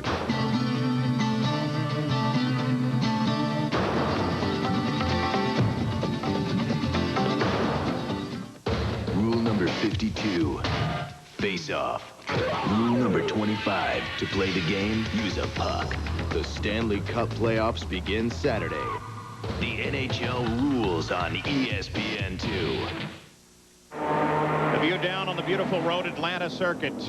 Piloting the blockbuster video blimp for today's race is Steve Tomlin from London, England. That's some good competition shots. There she is overhead, and it gives you an idea of just how fast James Weaver in the 16 Ford is overhauling this circuit. And some of that blue smoke seems to have reappeared. Yeah. There's plenty of it with about a half an hour of racing left to go. Irv Hair, the leader in GTS 1, is in. Marty? Well, I'll tell you what, he's got those brakes on fire. This smoke pouring out from underneath. The guy's going to work. Looks like it will be a routine stop. This will set him up for the remainder of the race. Hopefully they will not run into the same problem that they had on the 5 car, which cost Darren Brassfield quite a bit of time. They're waiting now simply for that slow rate of fuel to get into the tank. They need a full load, and they're down. Oh, and guys, right behind me, the number 6 car has pulled in. Frederick Ekblom is coming. I think he has a flat. We'll get on it. So Frederick Ekblom in as Hair heads out for the final half hour of racing here. Brassfield fell down to 4th place on his stop. Irv Hair took the lead, and the 47 car you saw a moment ago in light contact, not enough to cause any problem. We'll keep an eye on it of Charles Morgan and his son. Let's go to Marty. Well, they are pulling the backside off. It does not look like the tire was cut or damaged, but they're having all kinds of trouble getting the bonnet off. Looks like this could be lengthy, and oh, what heartbreak. This was Oldsmobile's best chance. Oh, and the whole rear suspension has snapped. They've lost the rear suspension on the left side. This day is done. Let's go to Ralph Shaheen. Marty, the number 20 car is in. They're going to take a driver change here and get Butch Leitzinger in the car. Now, the radios were not working on this car, so Craig T. Nelson is having everything explained to him at the time about the driver change. They had to put a black flag out so he would know to pit. The pit stop is just about completed. They'll buckle up Butch Leitzinger, and he'll be underway. So the Screaming Eagle Racer is out of the car. Leitzinger is in. Well, that certainly solves any contemplation about James Weaver changing before the race is over, because this would have been the guy that would have driven with him, Leitzinger. So obviously Weaver is in for the duration of this race. And the fact that the thing is now, will Baldi and Velez change again, or will Wayne Taylor and Moretti change again? So with the stops and the pits, the complexion of the run here at Road Atlanta changing down in the field, but at the front it remains the same. Overall, it is still James Weaver. And he is being chased now by the Ferrari of Mauro Baldi. on the backside just seconds ago. Whoa! Whoa. That is the Ferrari. One of the Ferraris. I think it is Baldy. Out of our view. Looking down now from the Blockbuster video blimp. Look at the barrier. And there is the rapid response vehicle on its way. Get two doctors, one of them a licensed race driver, as the 3-car heads in. Well, obviously it wasn't the 3-car. Well, Mauro Baldi is in. They were going to try and go the distance. Obviously, that is not going to work. They're going to put on fresh rubber, full load, and then he will be back out. I'm looking to see if they're checking anything else around the race car. Again, the fuel will be the main thing. They're going to do a time stop here and hopefully be done. The tires are set to go except right rear. It's now finished. Now the hard part, the 6 car is right in front of him. It's going to be close. He made it. Looking down, that's a 75-car Millen. He's over there on the side of the bank. Appears to be okay. Interestingly enough, the reason you're looking from the blimp as we take a look at it, some of the camera cables were cut with this accident. What's he doing? I'm still not. Who was that Ferrari he touched? I guess what he didn't see was the Ferrari on the other side of that white car that he was lapping. Right, Millen was busy lapping one car. Watching the one, didn't see the other. Looking down the way to see if there's any other evidence of this accident, other involved.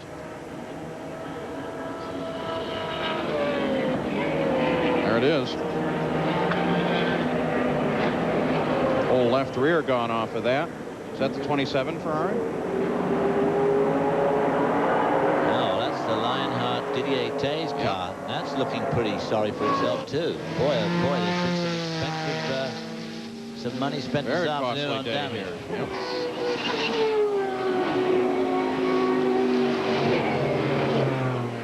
But all the drivers seem to be okay. We certainly know that Steve Millen was fine just sitting there, and that casual Steve Millen backs by the side of a pretty wrecked-looking Nissan, I must say. So we take the fight back to GTS2. Following now the 55 car, Dennis Ossie. Porsche 911, who has been doing just a fine job throughout the day here. Now being lapped by the 2 other leaders of their class. The 4 car is leading GTS1, the 16 car is leading the race overall. Full course caution. So the yellow flag comes out at the start-finish line. That'll send the safety car out and slow the entire field. Probably a combination of factors here. Dirt on a number of sections of the course, plus that accident involving Millen and we believe Tays. Well, 2 very seriously damaged cars there, both buried into the bank on the straightaway. They really will have to move those cars if they want to continue this race. And they look as if they could be, that one should be easily removable. The Ferrari's pretty embedded in the bank further on down the straightaway. So with the yellow out, we'll take a break and they gather up the field. We'll be back when the action continues for IMSA at Road Atlanta. Basketball fans, you've felt the power of the NBA's big boys. Now Sports Illustrated gives the little guys their shot in this extraordinary new video, NBA Below the Rim. It's the lowdown on Spud, Muggsy, and other NBA mighty mites. People see me as 5'3". I just see myself as a person. Plus, you get the winning shot. Oh, what a shot! With this officially licensed NBA team hoop set. It is good! Call now and get this fabulous NBA hoop set and great video, both free with your paid subscription to SI. Choose any of the 29 NBA team balls to go with your rim and net. It's your call. Pick a ball, free from Sports Illustrated. When you order 54 issues for only $1.47 an issue, save over 50% off the cover price. Use your credit card. Call now to get this great video, plus this collector's NBA hoop set with the team ball of your choice, free. There's nothing like a good hooper, and there's nothing in the world like Sports Illustrated. Get into it.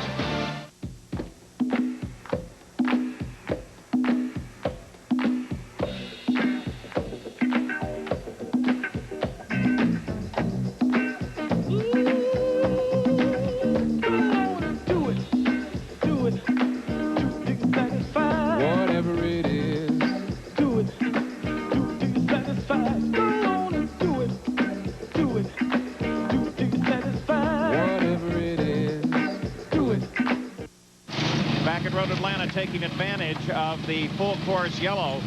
Moretti's car comes in, the number 30. Marty? Yeah, this is what a break for these guys, because they are going to be able to make this stop under yellow, and they are going to get out, and in fact, they're just about done. Driver change is just about finished up, and they're on their way.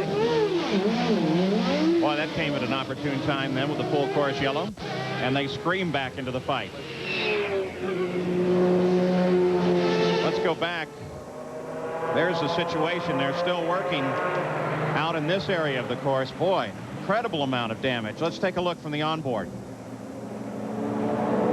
This, of course, is two of the leaders in the GTS1 class, and of course, Steve Millen will be completely blinded, and I don't think that Didier Taze or whoever was driving the Ferrari would have seen the Nissan through the white car.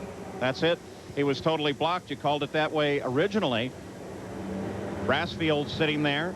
Millen's into his left. When the Ferrari came around on the other side, Taze, we believe to be the driver, he had no idea that Millen was there as he started streaming across the track to continue on. Heavy, heavy damage to the left rear of that car. And obviously heavy damage to the front end of Millen's machine. So there is the field now, reduced by yet a couple more numbers, and very expensive repairs there. This race has been stopped once by a red flag. Barbaza and Jeremy Dale getting together, and we've given you the update on the conditions. There is nothing new from there. Let's go to the pit side once again. Paul, we've caught up with Frank Hansowitz, who is in charge of Nissan's program here in North America. Frank, any reports at all from Steve? No, we didn't talk to Steve. That apparently just hustled up and got out of the car right away. We understand he climbed out on his own. He was sitting on the bank next to the incident. That's all we know at this time. Frustrating afternoon for the Nissan crew, Paul. They thought they had a great pit strategy, and then to find out that they would still be a lap down and to finish their day in a pile of rubble. Frank, I can't tell you how much work you got to do when you get that one back to the left coast. So now under the full course caution, safety car is out. It's been an interesting day, a frightening day at times. Absolutely frightening, and all those cars involved in that. The closing speeds were pretty big, but not as big as some of the ones that we'd have here. That was just one of those very unpleasant racing accidents. You had two guys racing for position, the 75 and the 5, and the Ferrari coming up to lap both of them, and just everybody seemed to be totally unsighted. This is our second full course caution of the day. The first one immediately turned into a red flag situation with the accident on the pit straight. I think probably a good time to mention, you can see them down here, the course workers here. We were out talking this morning.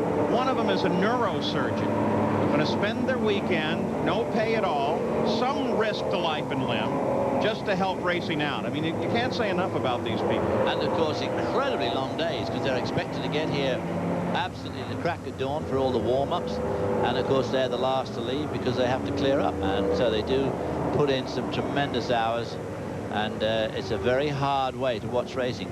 I'm a little bit surprised at this. Steve Millen, maybe he's not just as compos mentis as we thought. They're obviously working on him there. He got out of the car on his own, went and sat over by the bank. He looked fine. Of course, Steve Millen also involved in an absolutely horrendous accident at Watkins Glen about 3 years ago, when his teammate Johnny O'Connell T-boned him, somewhat similar to the crash we saw earlier on, nailed him in the side, and Steve Millen had very serious injuries, was out of racing for the rest of that season. But being an incredibly gritty type of guy, I mean, he just got straight on with the physio as soon as he could possibly move himself, and got himself back and won the championship last year again. Right behind the 4-car of Irv Hair there, you see James Weaver, the leader overall in the 16 Ford, under full course caution. Let's go to Marty. Well, one of the things I don't know if we've really touched on enough is this yellow also benefits James Weaver. They came in just at the edge of their envelope for being able to go the distance. I think if my calculations are right, this yellow will be enough. Now, the question mark will be, will he have enough oil? Well, got 2 quarts on the last stop, Marty. That one, they won't be pumping that out as quick either, because if some of it is centrifugally oriented, you know, it's coming up the side of the crankcase, obviously he's not getting that going in this speed. All right, let's go back to the pits. Ralph? This day is frustrating for all the members of the Nissan crew, obviously with the car ending up crashed, but it's also frustrating for Johnny O'Connell. Johnny did all of the setup of this car as Steve Millen was in Talladega doing the IROC race, getting ready for this weekend. Johnny has done no laps in the car under race conditions. Steve and Johnny were tied for points for first place coming into this round. Steve is right at about the 70% rule here, so it's going to get real tricky to see where the points sift out in GTS 1 after Road Atlanta. Thanks, Ralph. Of course, with this yellow out now, we will end up running down after Road Atlanta. Thanks, Ralph. Of course, with this yellow out now, we will end up running down into a very tight sprint. There are the points in GTS 1. Well, obviously, Brassfield and Irv Darrin are going to stride right ahead, and neither O'Connell or Steve Millen will score points today. Points well, there at all. They may score some. Depends on how many people are left in the class at the end of the day, which we can't tell. Good point on the points. There's Brassfield. Again, ever so slowly, as the officials of the race and the corner workers try to deal with whatever the problem was for Steve Millen. We'll give you an update on that just as soon as we know it. We've not yet located the driver of the other car. We believe to be Didier Tays, but no doubt he decided enough is enough. And helmet in hand is probably back having a cocktail with the spectators at this point. Boy, that supposition fully on my point. I don't even know if he drinks. It certainly looked pretty torn up that Ferrari. Two of those this afternoon, I mean, God, it just makes your hair stand on it. There we see a whole bunch of leaders. The 55 car just in front of the 4 car, just in front of the 16 car. All the way up in their class. The 55 car currently lying second, I think, in the GTS 2. And this full course caution playing into the hands of everybody in the lead of their classes, because it sets them for a perfect sprint to the end of the race. And it won't be a long run at all, probably less than 13 minutes when they actually come back to green flag racing. We'll take a look at the top 10 here under the full course caution, with, of course, #1 overall being James Weaver in the 16 Ford. Are they possibly taking a look at a victory? Well, now we have an interesting report. Because of some of the damage and because of the problems, we're going to go checkered flag. They're going to stop the race with a checkered flag. The checkered, of course, meaning the race has ended. That will give the victory to James Weaver, to the Ford. Well, I wasn't going to speculate, but from those aerial shots, I could see that the guardrail was all torn up. And, of course, it's very difficult to continue racing when the guardrail's that damaged right where Millen hit it. Well, it's a dangerous piece lying out there, too. And obviously they couldn't fix it. Last victory, Dyson team, the Miami GP in '88 with Price Cobb, the 962. So Dyson will take the victory here, and belying the speed that they had earlier, they will roll ever so slowly under a premature checkered flag after an hour stoppage of the race for the red flag, over an hour. Now they stop it some 14 minutes early as a result of damage to the barrier system and a determination that it's just not safe to continue with that kind of damage. There it is, at about 35 miles an hour, the checkered flag. We get to see all 3 of them come right across together there, aren't we? There's DeBoss waving out. Eduardo DeBoss won the class, the 55 car right behind him, second in GTS 2. Back from a heart attack to take a win. There's Weaver, the overall winner, as he sees the checkered flag. And, of course, Irv Darrin. So the race is run here at Road Atlanta. I don't think I've seen a motor car race run quite like this one. Serious red flag in the middle, premature in. Look at the clay dust all over the front leading edges of the back car of James Weaver's. As you say, the most extraordinary motor race this afternoon. So now the checkered flag is out. Weaver wins overall, followed by the 30 car of Taylor. Mauro Baldi down in 3rd place. In GTS 1, Irv Darrin leads. And we just mentioned, in GTS 2, DeBoss takes the win. We'll be back. competitive environment of high-performance racing demands reliability. That's why the International Motorsports Association asked Exxon to formulate their official racing fuel. They knew that Exxon would create a high-performance fuel that exceeds the demands of grueling race conditions. And that same reliable performance can be found every time you fill up with Exxon 93 Supreme. Exxon, rely on the Tiger.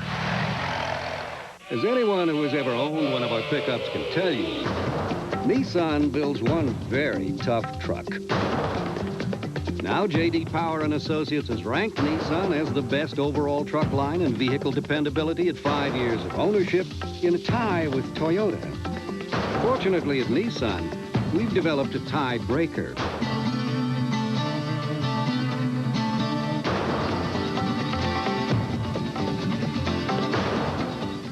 Curtis, you do anything special before a playoff game? Well, first of all, I only wear blue underwear. Very important, only blue. Then I put on my skates. Left one first. Then I take 3 sips of water and spit it out in the second stall. Hey! Then I call my old coach and hang up on him. He used to pull me. Then I kiss our trainer on the forehead. You know, just for luck. Back at Road Atlanta, looking down from the Blockbuster video blimp, we'd like to thank them for providing ESPN with aerial shots of Road Atlanta during today's race. And she floats so lazily in the sky over Road Atlanta, a sky that never brought rain to us, but brought a very, very unusual day. Let's take a look at the top 5 here today, though there seems to be some discussion continuing on. For the moment and unofficially, it's James Weaver, Mauro Baldi, Wayne Taylor, Henry Cafferdam, and Frederick Ekblom moving into the 6th car. Now let's go down to a most unusual winner's circle and Marty Reed. Well, we are down here in Victory Lane, and I got to admit, it's both elation, but yet it's subdued as James Weaver has pulled off the helmet. James, let me get you to, have you ever been a part of a more bizarre day than today? I wish to God none of us had ever got out of bed this morning, to be honest. The car was smoking badly. We saw him put 2 quarts of oil in. Could it have gone another 15 minutes? Yeah, it was overheating a bit, but it was still running okay. Not a problem. I can tell you're upset because you normally aren't this short with your answers. Was it difficult for you to get back in the car after the crash? Not for me, but, you know, what about all your mates? And I'm just overwhelmed with sadness and frustration. It just doesn't have to be like this. It really doesn't. Let me bring Rob Dyson in here. Rob, I know you talk about both sides of the coin. I saw you pounding the steering wheel when your car goes out with the shift linkage problem, but now as a team owner, here you are again, Victory Lane, first one for 4. Yeah, there are lots of highs and lows in racing, and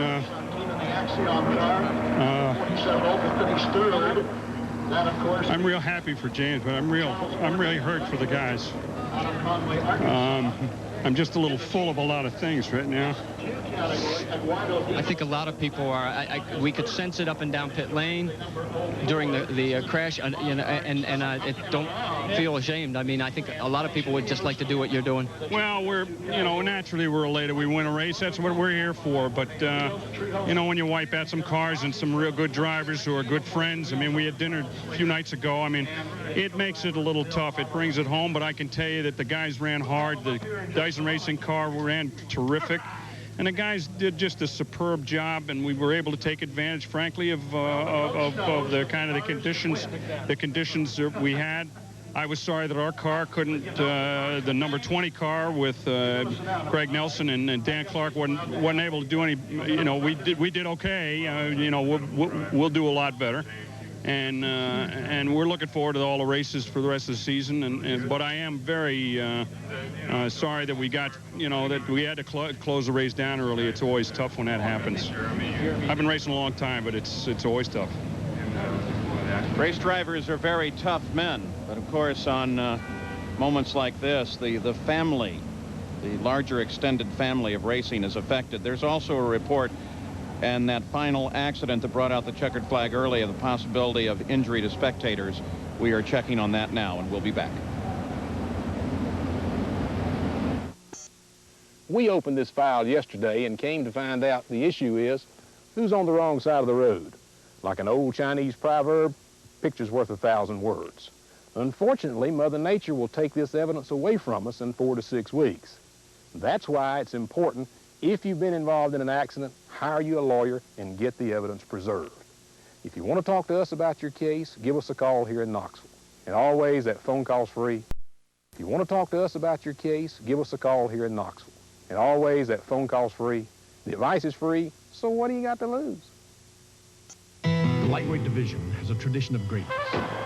Roberto Duran, Alexis Arguello, Ray Boom Boom Manson. On May 6th, 2 great champions will carry on that tradition. Oscar De La Hoya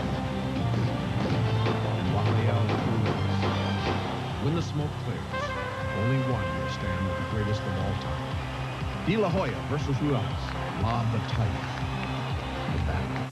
Creatures wrapped in multi-hued nomads. Their habitat is known as the pit. Intensely focused and intimidating, they serve the king. NASCAR on ESPN. Back at Road Atlanta, the racing is done. Still plenty of racers to talk to here as a result of the finish in the Rain-X Motorola Grand Prix of Atlanta. You're looking at GTS 1, again, unofficial results, with Irv Hair taking the lead, taking the win, followed by Brassfield, Morgan, Neto, and Jorge Trijos. Now, let's go down to winner's circle for GTS 1 and Ralph. Irv Hair has climbed out of his winning GTS 1 entry, and you know, victory lane interviews are supposed to be easy, and this day is pretty tough. I must admit, you seemed a lot happier when we were talking at the beginning of the day, and here you win, and you're a little down. Tough day out there. Oh, it really is. You know, I want to wish all my best to Jeremy Dale, my teammate, who got hurt earlier with Ferrari Barbaza there in that crash. I hope they're both, you know, I hope they both recover and everything's going to be okay. And whoever was driving the Nissan up there when, you know, when they threw the checkered flag was down, but my crew did a fantastic job. My car was great. The Roar V8 ran like clockwork. I mean, it was the strongest car in the class down the straightaway, no doubt about it. And you know, and the guys did a perfect job. The car was as good, you know, at the end, even though it wasn't really the end, I guess. It was still a really great race car at the end of the race, and we could run just as quick. We just backed off because there's no need to try that hard at the end there. One of the keys for the Oldsmobile team was the restart of the race when they kept the car in the pit lane. You happen to see what the Nissan crew was doing? Yeah, we did, and you know, Mike, my crew chief, he called it too at the same time, but we were already at the back of the line by then, and you know, we knew we could, as long as the red flag was taken, we knew we could go on one more stop if we fueled up at that time, and because we were already at the end of the line in the pit lane, you know, we didn't have anything to lose. So they made a really great call there. I almost goofed up, and I had to pull past my teammate Hoerr and Brassfield there to get in my pit, and I was going to back up. I didn't really realize that we were under whole race rules at that time, but they stopped me in time, so they had to push me backwards after the green came out and fuel me up. But we didn't lose that much time. And Darren's car was running great. You know, I couldn't do a thing with him. Something happened there. His water bottle came loose or something, was rattling around inside the car, and he had to, you know, he had to take it easy there for a little bit and then make a stop. But you know, we just had a great car today, and the crew did a fantastic job. So congratulations to the granddad, Irv Hair, as he takes the win in GTS 1. There's still more to come here from the Grand Prix of Atlanta at Road Atlanta. Drive safely, see clearly, improve performance, and be secure. The Sight and Sound Safety Pack. Rain-X and anti-fog dramatically improve visibility. They can make the difference between seeing and not seeing what's ahead. The new Rain-X Oil Energizer will maximize performance, save gas, reduce engine wear, and lower emissions. And because a stranded motorist is highly vulnerable, the safety pack also offers a free cellular phone, equipped with the Weather Channel hotline for the latest weather information. The Sight and Sound Safety Pack. You've probably seen commercials for siding from Sears. How dramatically it can change the appearance of a home and keep it looking new without ever painting again. Then you've also seen how expertly Sears can permanently cover eaves and overhangs too. How siding from Sears ruggedly stands up to wear and tear and weather at its worst. You've seen where Sears quality starts with thick Dow styrofoam insulation under the siding. Now you should see something else. This free informative siding video. Call toll-free today and ask for your copy. There's absolutely no obligation. This helpful video shows you in greater detail why siding from Sears is the right choice when you want to forget the work and expense of scraping and painting your home once and for all. You also hear firsthand from satisfied customers all over the country why Sears is the best choice for premium vinyl siding. Call for your free siding video now and get the whole story from Sears, the most trusted name around the house. Back at Road Atlanta, the Rain-X Motorola Grand Prix of Atlanta, GTS2 unofficial results. And our apologies in advance as you take a look at this. We didn't really give this class the coverage that they deserve today, what with all the other action going on. But it was Debos, Trios, Oberlin, Lewis, and John Paul Jr. comes in 5th place, GTS2. Now let's go to winner's circle there, and Marty Reed. The man on my left, Eduardo Debos, was told by his doctor not to go racing for 6 months. That expires at the end of April. You pushed the envelope. It's great to see you back. Your heart condition, everything okay right now? You feel great? Yes, Marty. Well, as you say, my doctor said no 6 months. After October last year, we were racing Phoenix, and we were second in the championship. This expires April 17. I go to the doctor. We made that chicane, and we say, okay. So I'm very glad to be here back in IMSA. I have very good friends, the officials, well, the crews, the drivers. They are good friends of mine, and I'm very happy to be here again. I hope you will forgive us. I will admit right up front that because of all the chaos that went on during this race, we did not get to cover GTS2 like we normally would. And I know it was extremely difficult for both the fast guys and for you guys on the GTS2 because it's such a disparity in speeds. How was it for you out there? Well, it was very hard because we made the pole yesterday, but we were very close with the Porsches, with Overlands and the Slater, and Brejos with ASI.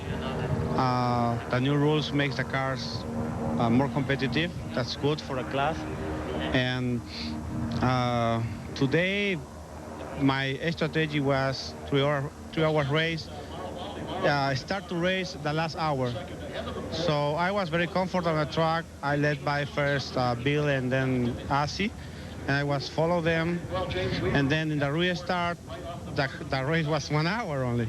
So I go with all my foot in the throttle, and I'll pass them again, and I just go.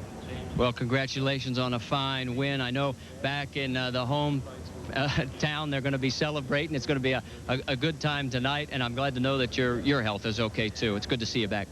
Thank you. Well, in my home they don't know that I am here because I decided to come exactly 5 days ago. So in other words, you're playing hooky on the doctor. yeah, so it's great to be again here and say hello to everybody. So there you have it. The winners in all 3 classes now. Very subdued down there in winner's circle as a result of the premature ending of this race and also the mid-race accident. We'll be back to some final thoughts of this day at Road Atlanta and to try and clarify those things that are still a little bit confusing. Nothing ever happens to me. I'm never lost. I'm never late. My tires are never flat. My battery's never dead. Drunks never drive on this street. In this world, you can either count on your luck. Weirdos never stop at this light.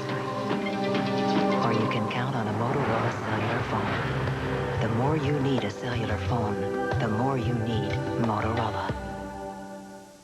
Basketball fans, you felt the power of the NBA's big boys. Now Sports Illustrated gives the little guys their shot in this extraordinary new video, NBA Below the Rim. It's the lowdown on Spud, Muggsy, and other NBA mighty mites. People see me as 5'3". I just see myself as a person. Plus, you get the winning shot. Oh, what a shot! With this officially licensed NBA team hoop set. It is good! Call now and get this fabulous NBA hoop set and great video, both free with your paid subscription to SI. Choose any of the 29 NBA team balls to go with your rim and net. It's your call. Pick a ball, free from Sports Illustrated. When you order 54 issues for only $1.47 an issue, save over 50% off the cover price. Use your credit card. Call now to get this great video, plus this collector's NBA hoop set with the team ball of your choice, free. There's nothing like a good hoop, and there's nothing in the world like Sports Illustrated. Get into it. Today's ESPN Speed World presentation has been brought to you by Motorola Pagers for the messages you can't afford to miss, and by Oldsmobile and your local Oldsmobile retailers. A most unusual, in fact, I think properly, Marty called it a bizarre situation here at Road Atlanta. Let me give you some of the update on the medical situations as a result of the accidents here today. Fabrizio Barbaza, and I'm reading directly from the official release, was unconscious at the scene of that accident. Initial reports indicate he suffered a broken right arm. He was transported by ambulance to Northeast Georgia Medical Center in Gainesville. Jeremy Dale was alert and talking coherently to his rescue workers at the scene. Extrication equipment was used to free Dale from the car. Initial reports indicate that he suffered serious injuries to his lower extremities.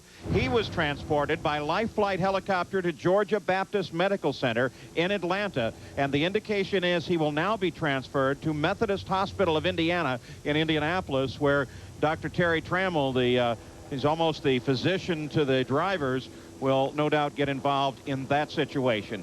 Steve Millen has been transferred to Northeast Georgia Medical Center.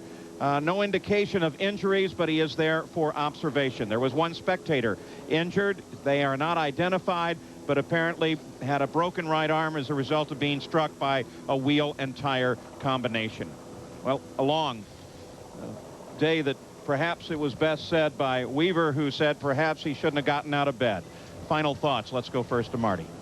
Paul, a year ago, I had the misfortune of being at Imola when Ayrton Senna was killed. And today, I had that same sense when the accident occurred. There was total silence. Everybody was focused on what happened to those drivers.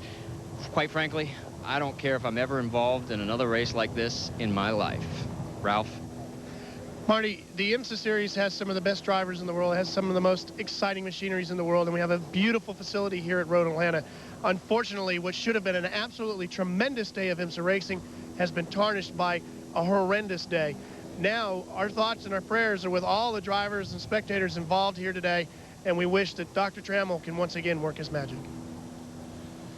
So the thoughts of Marty Reed and Ralph Shaheen as we take a look now at the unofficial results, the full field rundown here on a race that its time probably actually ran a little over 1 hour. An hour and 33 certainly taken out with the red flag, and then they shortened the end of it. Well, of course, we said right at the beginning that we thought that traffic would play a big part in this race, and it certainly did, although I think ironically that both of those accidents were not a result of extremely differing closing speeds. The accident that happened on the main straight, two cars got tangled up with each other. They just happened to be two of the slower ones, but that could have happened at any time.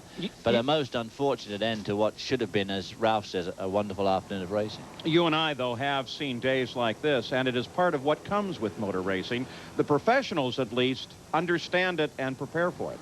Well, that's true. The last IMSA race that I won was in 1983 at Riverside, California, when my own teammate, Ralph Stommelen, was killed in the other car. So, I mean, we kind of get used to this stuff, but on the other hand, when you see it today happen again, especially on that onboard situation, you could never get used to that sort of incident. One of the things always to remember in this kind of situation, too, unfortunately, we're not dealing with anything as dire as loss of life, is that the drivers put themselves there and do it with great joy and pursue this sport with great joy. They understand the dangers.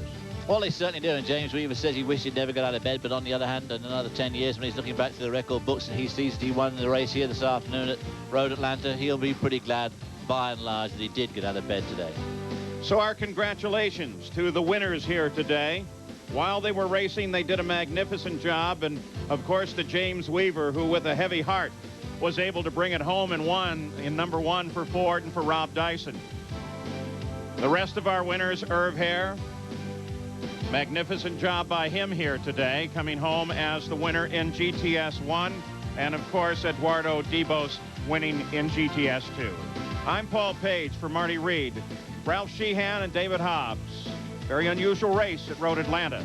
We'll see you soon at a racetrack.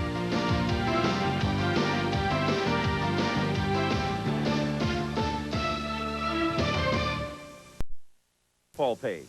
Following the accidents at Road Atlanta on April 30th, the injured drivers are all showing improvement. Toronto, Canada native Jeremy Dale is listed in critical but stable condition with complex orthopedic injuries to both legs and feet. He underwent 8 hours of surgery Sunday evening and is in the intensive care unit of an Atlanta hospital. Dale will require additional surgery, but the doctors are optimistic for a good recovery. Fabrizio Barbazza of Milan, Italy, is listed in critical but stable condition in the intensive care unit at a Gainesville, Georgia hospital. Steve Millen of Newport Beach, California, has been upgraded from serious to satisfactory condition with head and neck injuries. He is expected to be released from a Gainesville, Georgia hospital later this week. IMSA is conducting a thorough review of the accidents and the incident procedures. The thoughts and prayers of all of us here at ESPN and at IMSA are with the injured drivers. For further updates on the conditions, watch Speed Week Friday night.